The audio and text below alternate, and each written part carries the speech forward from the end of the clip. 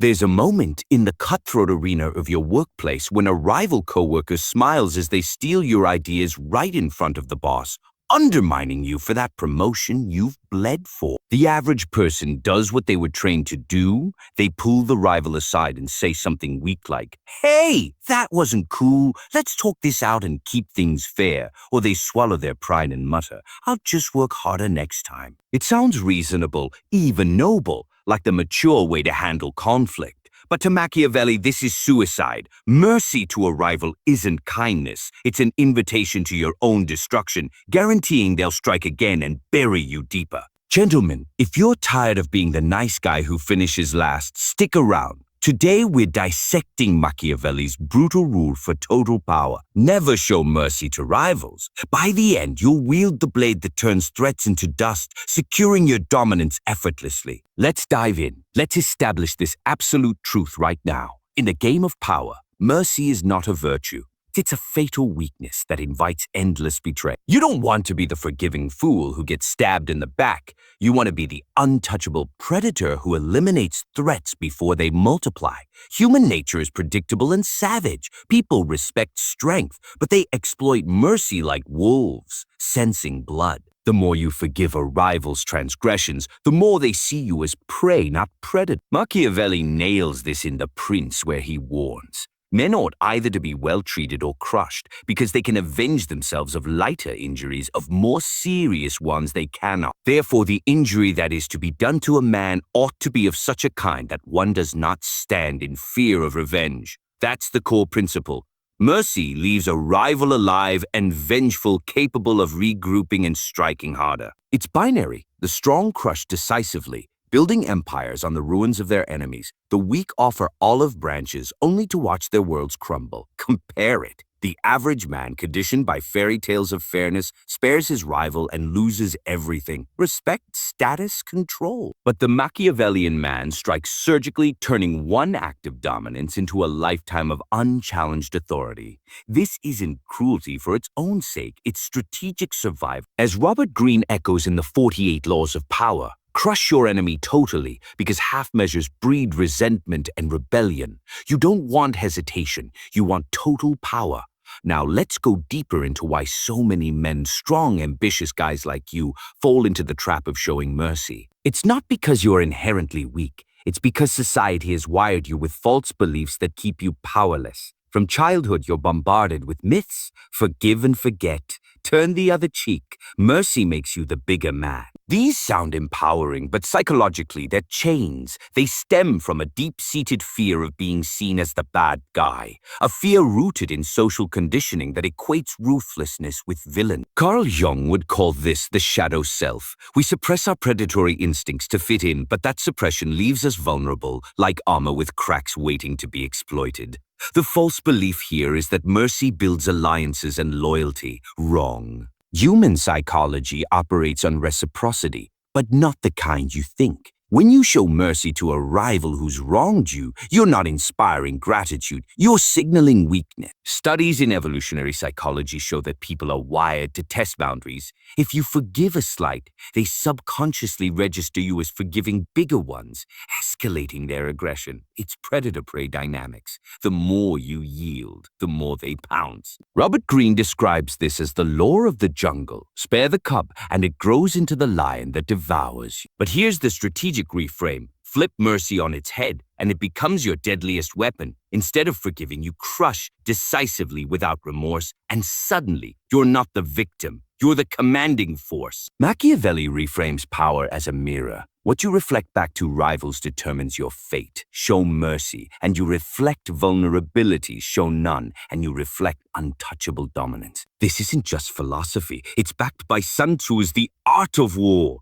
where he advises, attack him where he is unprepared, appear where you are not expected. Mercy is predictable weakness. Ruthlessness is the unexpected blade that severs threats at the root. Psychologically, this reframe exploits a core human drive, the need for security. By never showing mercy, you create an aura of danger that deters future rivals. It's a false binary we impose, powerful versus powerless, and you're choosing the former. The average person clings to mercy out of identity threat. If I crush them, am I a monster? But the aspirational identity is the prince, the dominant force who sleeps soundly because his enemies are gone. You don't want to be the guy begging for fairness. You want to be the one dictating terms. The more you internalize this, the more effortless it becomes, transforming fear into fuel for control. Let's get surgical with real-world applications, because theory is useless without the blade in your hand. All right, gentlemen, now we're building this out with 3 concrete scenarios, straight from the trenches of life, where power is won or lost. We'll dissect each one. The specific challenge, the weak response most men default to, the strong Machiavellian reversal, and the power dynamic shift with psychological reasoning.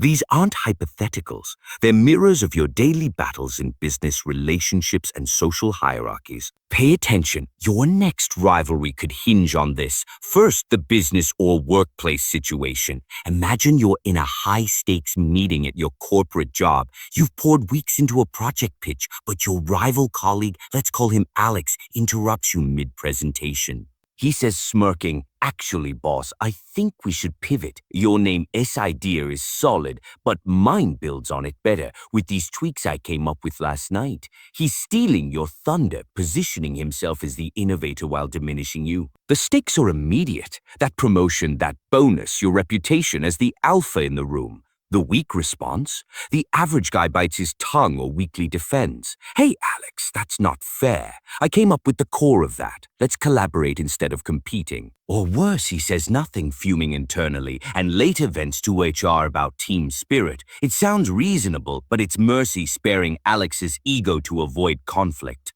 Now, the strong Machiavellian response. You don't forgive or forget. You crush decisively. Lock eyes with Alex and say calmly, but with ice in your voice, "Alex, if you're going to build on my work, at least credit the foundation. But since you've admitted it's derivative, let's stick to the original. It's proven, and deviations like yours risk the whole project." Then turn to the boss. "Moving forward, I'll handle integrations to ensure quality. No apology, no olive branch, just a surgical strike that exposes his theft and reasserts your dominance." The power dynamic shifts instantly. Alex is now the exposed thief, his credibility shattered, while you emerge as the commanding leader who protects what's his. Psychologically, this works because it leverages identity threat. Alex's attempt to elevate himself backfires, making him feel powerless and hesitant to challenge again. As Machiavelli puts it, you've inflicted an injury he can't avenge without looking petty. The more you do this, the more others in the office fear crossing you, turning the workplace into your domain. Sun Tzu would approve. You've appeared strong where he was unprepared, securing your promotion without mercy. Next, the romantic or personal relationship situation. Picture this. You're in a committed relationship, building a life together, but your partner starts flirting with an old flame at a party right in front of you. She laughs at his jokes, touches his arm, and later brushes it off when you confront her privately. "Babe, it was nothing. He's just a friend. Don't be so insecure." It's a direct challenge to your authority, testing boundaries and inviting betrayal if left unchecked. The stakes. Your emotional control, your status as the dominant partner, and the risk of her escalating to real infidelity. The weak response is classic mercy. Most men say, "Okay, I trust you. Let's just move on and not make a big deal." Or they over-apologize. "Sorry for overreacting. I know you're loyal." It feels like de-escalation, but it's signaling your forgivable prey. The strong Machiavellian response: eliminate the threat without hesitation. Pull her aside immediately and say with unyielding calm, "That friend just crossed a line, and so did you by entertaining it." From now on, interactions like that end our dynamic. No second chances, no explanations. Choose wisely.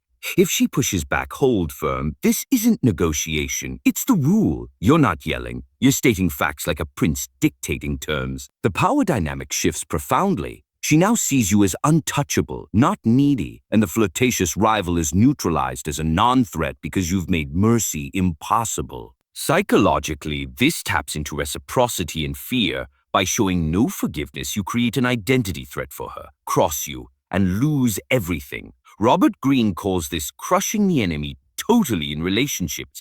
It prevents resentment from building. The more you enforce this, the more she respects your dominance, transforming the relationship into one where you're the predator, not the prey. Machiavelli reminds us, lighter injuries invite revenge. Make it severe and peace follows. Finally, the social or group dynamic situation. You're at a weekend gathering with your circle of friends, guys you've known for years. One of them, say Mike, who's always been envious of your rising success, starts mocking you in front of the group. Oh, look at Mr. Big Shot here with his fancy job. Remember when you couldn't even get a date? Don't get too cocky now. It's a verbal jab disguised as banter, but it's undermining your status, testing if he can chip away at your alpha position. Stakes are high. Lose face here, and the group's respect evaporates, opening doors for more rivals. Weak response? The average man laughs it off mercifully. Yeah, Mike, good one. Water under the bridge, man. Or he weakly retorts, come on, that's not cool. Let's keep it positive. It's forgiveness to maintain harmony, but it invites more attacks. Strong Machiavellian response, crush it on the spot. Smile dangerously in reply, Mike, if you're still hung up on my past failures, that's your weakness, not mine. But keep throwing shade and you'll find yourself outside this circle. Success isn't cocky, it's earned. Then redirect the group. Anyway, let's talk about real wins. Who's got something impressive? Power dynamics shift. Mike is isolated as the bitter one, his jab boomeranging to erode his standing while you solidify as the dominant force. Psychologically, this uses social proof. The group witnesses your command, deterring future challenges through collective fear. As Sun Tzu says, the supreme art of war is to subdue the enemy without fighting. You've done that by making an example. Machiavelli's insight, by not fearing revenge because the injury is public and final, you build effortless authority. The more you apply this, the more your social world orbits you. These scenarios prove it. Mercy breeds chaos. Ruthlessness breeds order. Now let's get surgical with the tactics. You've seen the principles in action. Here are 3 specific tools to implement Machiavelli's rule in your life. These aren't vague advice. They're step-by-step blades for crushing rivals without mercy. Use them and watch your power multiply.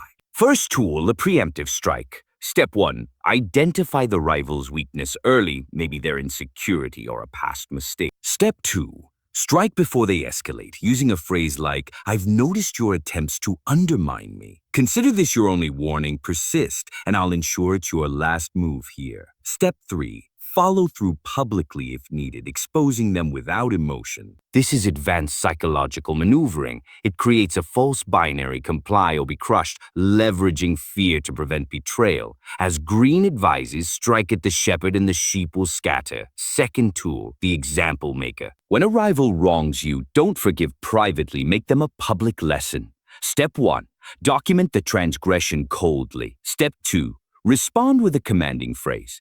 Your actions have consequences, effective immediately. You're cut from this project team circle. Step 3, broadcast subtly to others saying, I don't tolerate disloyalty. Learn from this. Psychologically, this uses social proof to instill widespread fear, turning one elimination into armor for all future threats. Sun Tzu's tactic, kill one, terrify 1,000. Third tool, the remorseless follow-through.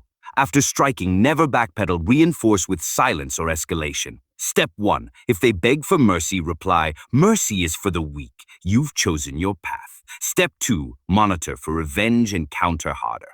3, internalize it with self-talk. This isn't personal, it's power. This maneuver reframes your identity from forgiver to enforcer, eliminating guilt through Jungian shadow integration. The more you practice, the more effortless it becomes. Arm yourself with these, and rivals become stepping stones. Gentlemen, let's talk about your evolution. Right now, you might be the guy who's shown mercy too many times, forgiving the coworker who stole your spotlight, the partner who tested your boundaries, the friend who chipped at your status. You're frustrated, feeling powerless in a world that rewards the ruthless. But by embracing Machiavelli's rule, never showing mercy to rivals, you undergo a profound identity transformation. You shed the skin of the average, merciful man and emerge as the untouchable prince, commanding, dangerous, dominant. This isn't about becoming a monster. It's about achieving effortless power. The more you crush threats decisively, the more others fear crossing you and the less you even need to act. Your reputation becomes your armor, your presence a blade that deters without drawing blood. You'll walk into rooms and feel the shift. Rivals hesitate, allies align, opportunities flow. It's the state Machiavelli promised. It is better to be feared than loved because fear ensures loyalty without the fragility of affection. Start today, identify one rival, apply one tactic, and watch the transformation unfold. You don't want to be the prey anymore.